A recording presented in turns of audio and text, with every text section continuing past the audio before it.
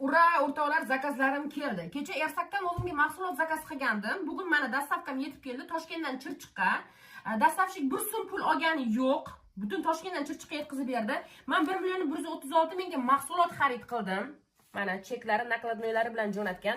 Olgan narsalarim o'zimga atir zakaz qildim. Atirning hidiga prosta gap bo'lishi mumkin emas. Brend yo'lda qoladi. Mana buni hidini ofisiga prosta kiringlarda nomiga bo'lsa ham sepib ko'ringlar, qanaqa zo'rligini bilasizlar. O'zimga siviritka, o'zimga emas, ya'ni onamga zakaz qildim. O'zim ishlatib ko'rdim. Zo'rligi uchun onamga ham bitta zakaz qildim. 2 zaytun yog'dan zakaz qildim. Zakazim mana shular. Endi menga sovg'aga kelgan narsalarni qaranglar. 1 litrdan, ya'ni 3 litr mo'shi sredstvalar. Geldilar dusha. Mana buni o'tgan safar sarig'idan kelgan. Bu safar bunaqa aromatidan ketdi. Hidi вообще огонь. Qaranglar, soch uchun balzam, spray для tela, mana bular menga sovg'aga kelgan.